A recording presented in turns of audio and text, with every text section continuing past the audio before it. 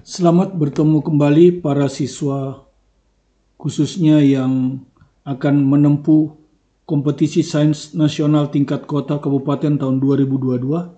Sekarang kita masuk ke part 24, jadi sudah ada 24 soal ya. Kita judul kinematika parabola dan GLBB.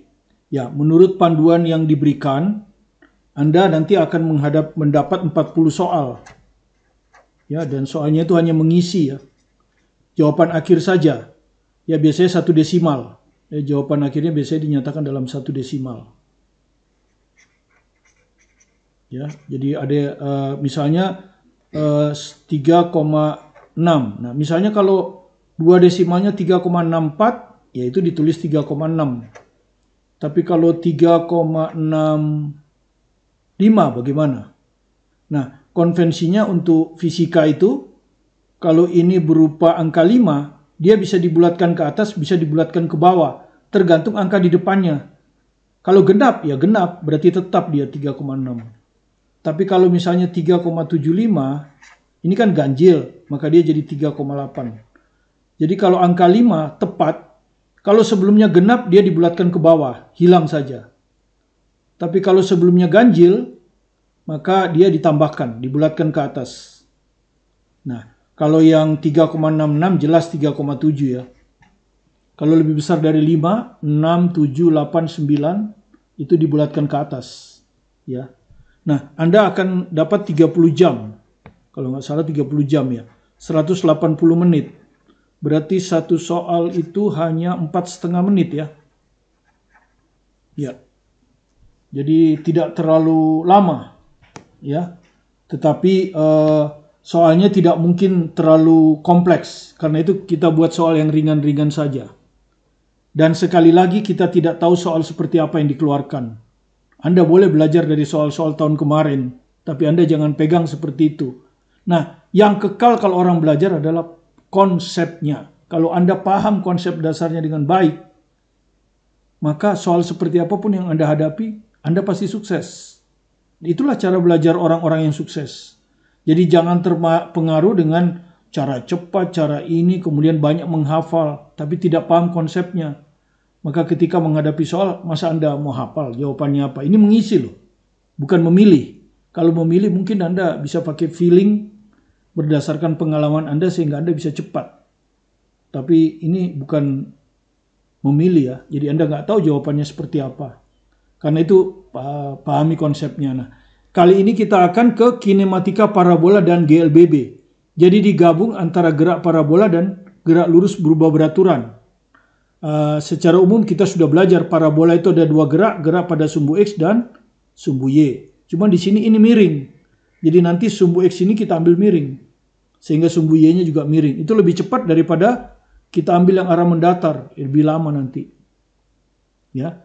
Apa keunggulannya? Karena dia akan mendarat. Jadi partikel ini nanti akan mendarat di bidang miring. Nah, kalau mendarat, maka kalau kita ambil ini sumbu X kan Y-nya 0. Ya, kalau mendarat di titik A ini nanti misalnya XA, YA. Nah, YA-nya ini jelas 0. Karena kita ambil ini sumbu X. Ya, kalau XA-nya dihitung dengan cara biasa. Ya. Di sini tentu akan berlaku gerak lurus berubah beraturan. Ya, karena parabola itu kan ada sumbu Y, ada sumbu X. Dan kalau gerak lurus berubah beraturan kan rumusnya adalah S sama dengan S0 tambah V0T ditambah setengah AT kuadrat. Kalau di sumbu X ya sumbu X, kalau di sumbu Y sumbu Y. Oke, itu aja kira-kira intinya. Nah, kita baca dulu soalnya ya. Sebuah partikel dilemparkan mendatar. Jadi gambar ini diketahui, jadi ini kelihatan partikel dilemparkan mendatar dari puncak sebuah bidang miring. Jadi ini bidang miring, ini puncaknya, dilemparkan mendatar. Bidang miring membuat sudut 37 derajat terhadap horizontal. Nah, Anda sudah tahu ya, kalau ini 37 derajat, ini bisa dianggap sudut istimewa. Sinus 30 derajat 0,6, cos 3 derajat 0,8. Tapi Anda kan boleh pakai kalkulator. Jadi nggak usah dihafalkan, di kalkulator akan muncul itu. Bulatkan saja 1 desimal. Ya. Jadi sekali lagi Anda boleh pakai kalkulator. Jadi hitungan itu tidak begitu penting, tinggal pencet-pencet kalkulator. Yang penting konsepnya. Pada saat yang sama, jadi saatnya yang sama ya, sebuah troli dibebaskan. Jadi partikel dilempar mendatar, pada saat yang sama troli dibebaskan. Dari titik 27 meter, dihitung dari puncak. Nah ini di gambar ada nih, ini 27, ya 27 meter. Ini troli. Dan trolinya ini tidak bergerak parabola, dia hanya bergerak lurus saja, menuruni bidang miring, ya toh? Menuruni bidang miring mulai dari keadaan diam, jadi kecepatan awalnya 0, tanpa gesekan. Nah, Anda sudah tahu kenapa dia bisa bergerak turun, pasti ada percepatan kan? Tapi percepatannya tidak dipengaruhi oleh gesekan. Nah, jika partikel mendarat dalam troli, jadi suatu waktu partikel ini akan mendarat, dan ternyata dia mendarat di troli. Artinya pada saat sama, misalnya pada saat T, itu X-nya sama. X troli, dihitung dari O ya. X troli ini, X parabola partikel juga ini. Ya, seperti itu. Jadi untuk troli X0-nya itu 27. Tapi untuk partikel X0-nya 0. Karena dia diambil di titik asal. Oke, soal ini diambil dari JE Advanced Physics. Ya. Oke, kita kerjakan. Jadi perhatikan gerak troli dulu. Yang troli dulu yang gampang. Dia gerak lurus berubah beraturan kan. Meluncur tanpa gesekan. Jadi GLBB. Ya. Nah, kalau Anda hafal, yang hafal nih. Kalau suatu benda menuruni bidang miring licin tanpa gesekan dan tidak ada gaya luar, maksudnya nggak ada gaya tarik atau gaya dorong, maka percepatannya adalah G sin theta. G itu gravitasi ya. Di soal Anda nanti harus 9,8 ya. Jadi G-nya itu umumnya kalau tidak ada keterangan, itu untuk soal KSNK 9,8. Sementara kalau untuk UTBK 10 ya. Jadi beda. Kalau nggak ada keterangan ya, tapi kalau nanti di soal itu ada keterangan G-nya ambil 10, ya Anda ikutin 10. Oke? Nah, dari mana G sin theta ini ya? Sebentarlah. Kalau suatu benda menuruni bidang miring kan hanya satu gaya kan mg. Gaya normal nggak ada gunanya, karena normal ini tegak lurus dengan lintasan dan tidak ada gaya gesek. Karena gaya normal itu sebetulnya kan untuk menghitung gaya gesek. Jadi kalau gaya geseknya nggak ada, gaya normal nggak perlu. Oke, sehingga dia turun diuraikan kan. Ini gaya ini yang menyebabkan dia turun. Gitu? Dan Anda sudah tahu kalau ini theta, ini 90 kurang theta. Maka theta-nya ada di sini. Maka komponen gaya yang menyebabkan dia turun adalah mg sin theta. Sehingga kalau Anda pakai rumus, maka ini tentu sigma fx kan, itu akan sama dengan ma. Ya, di sumbu x ini hanya sumbu x. Sigma fx-nya adalah mg sin theta. Ya, untuk troli M kali A. M-nya bisa dicoret.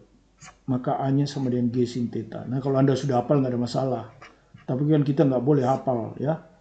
Harus tahu konsepnya. Oke, di sini tentu G sin 37. Ya. G-nya nggak usah saya masukkan. Ya, jadi anggap aja G sin 37 0,6. 0,6 G aja. Nanti terakhir aja G-nya. Ya. Nanti tinggal dipencet kalkulator itu.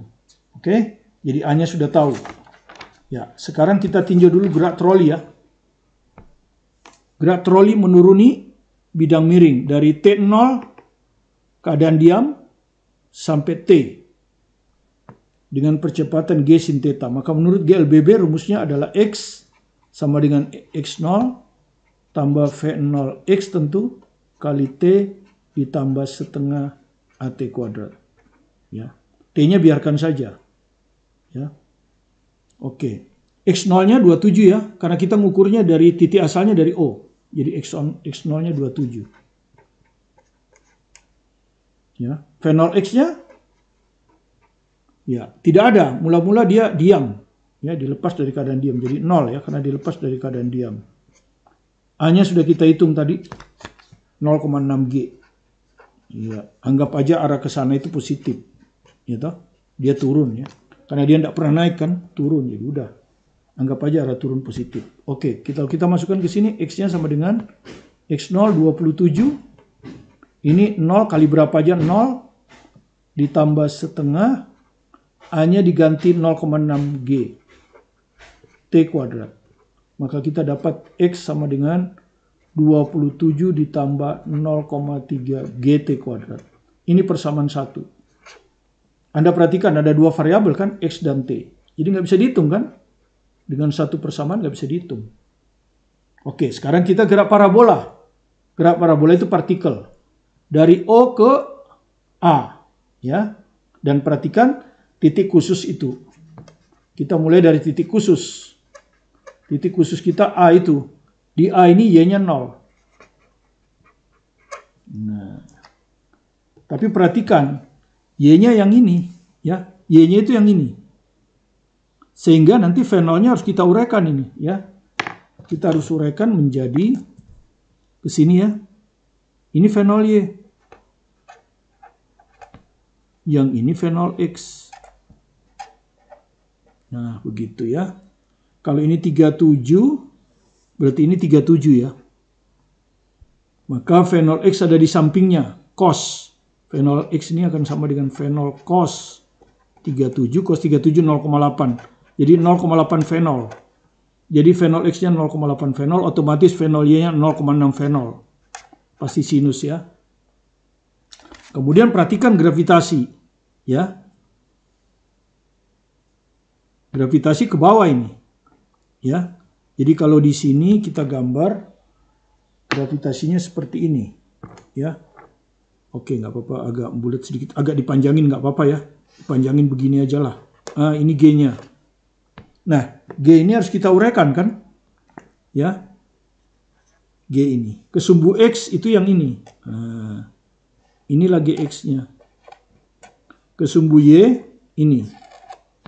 Ini GY-nya. Oke, seperti tadi kalau ini theta, ini 90 kurang theta, thetanya di sini. Nah, sekarang X ada di depan theta, jadi GX ini G sin theta. Ya, G sin theta, jadi sin thetanya 0,6, jadi ini 0,6 G. Yang ini berarti 0,8 G. Oke, sudah ya. Jadi untuk partikel, fenol Y-nya 0,6 fenol. G-nya ke bawah. Ya, jadi kalau ini arah ke atasnya plus, ya, arah ke sana plus. Gravitasinya ke bawah min. Ya, sementara kalau untuk sumbu X kan semuanya turun. Ya, jadi udah aja arah ke bawah positif. Gitu ya. Oke, jadi untuk gerak partikel, arah menuruni bidang miring positif, arah ke atas miring positif. Oke, kita mulai dari Y ya. Kita mulai dari Y. Ya, rumusnya sama, GLBB kan. Y sama dengan Y0 plus V0 YT ditambah setengah AY T kuadrat. Waktunya sama ya, karena mereka simultan pada saat yang bersamaan. Oke. Nah, kalau dari O ke A kan kita, dari O ke A. Nanti YA-nya 0 ini. Ini 0. Gitu. Y0-nya juga 0 ya, karena di sini kan 0. Awalnya di sini 0. Jadi baik awal maupun akhir Y-nya 0 karena dia di sumbu X. Fenol Y mana tadi fenol Y? Ah, ini 0,6 fenol plus ya. 0,6 fenol T ditambah setengah AY. Nah, AY-nya ke bawah nih. Min ini. Karena yang kita ambil plus yang ini. Ya, min 0,8 G T kuadrat. Nah, T tidak boleh 0. Jadi bisa dihilangin ini. T itu nggak mungkin 0 kan. Kalau 0 kan sama aja dia diam, nggak bergerak. Nah, dari sini ketemulah T ini. Ya, dinyatakan dalam fenol. Ingat yang ditanya fenol. Ini pertanyaannya ya, penting juga. Jika partikel mendarat dalam troli, tentukan kelajuan partikel dilemparkan. Jadi yang ditanya itu kelajuan partikel dilemparkan. Jadi yang ditanyakan itu fenol. Tentu dinyatakan dalam besaran yang diketahui. Ya, besaran yang diketahui tentu ya theta dan G ya. Yang jelas G dan theta di sini kan. Oke. Jadi dari sini kita dapat fenol dan T hubungannya ya. Ini pindahkan ke sana. Jadi 0,4 ini 0,4 kan kalau pindah ke sana plus. GT sama dengan 0,6 fenol. Nah, fenol ini yang ditanya.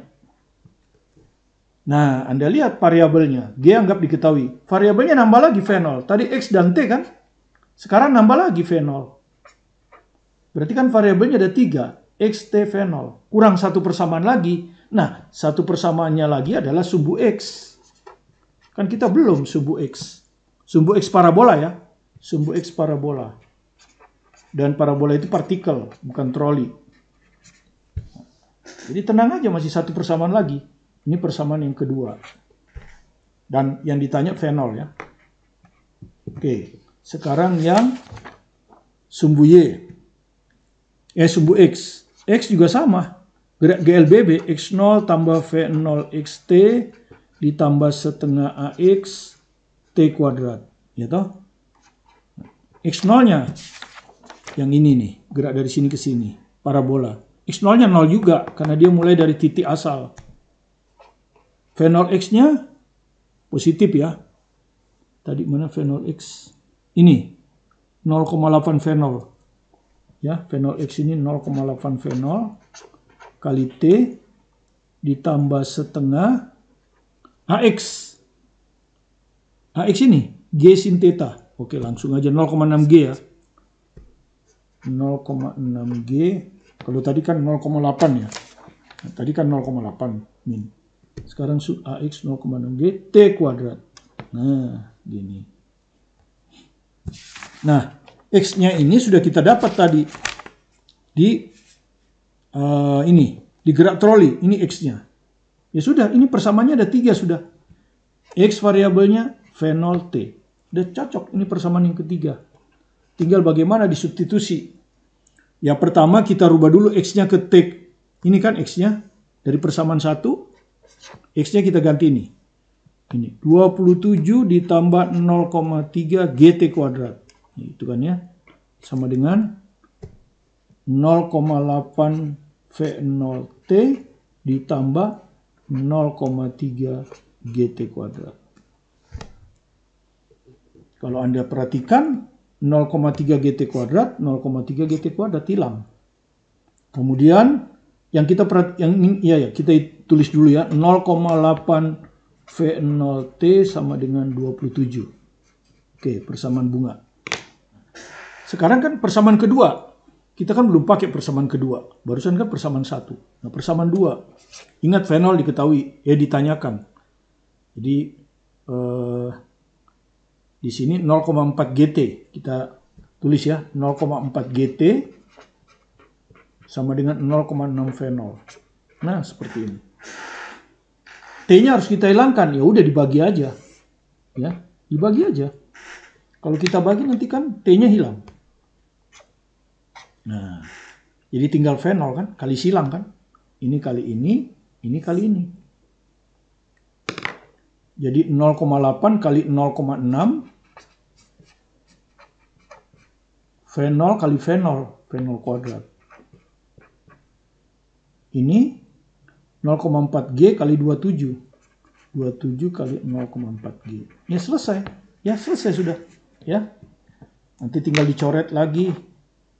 0,8, ini 0,4 hilang. 1, berarti ini 2. Gitu kan ya. Dari sini kita dapatlah V0 kuadrat sama dengan 27 per 1,2 gitu. Atau 270 per 12. G-nya belum ya, ini ada G. Nah, seperti ini. Jadi sudah selesai. Anda tinggal nanti 270 kali 9,8 bagi 12, pencet akar, dapatlah V0. Nah, kalau di soal advanced level ini G-nya 10. Ya, jadi beda ya. Di soal advanced level ini G-nya 10. Karena dia supaya gampang. Anggap aja ini soal UTBK. Jadi V0 kuadrat sama dengan 270 kali 10 per 12. Tapi ingat ya, kalau Anda nanti G-nya 9,8. Nggak ada masalah.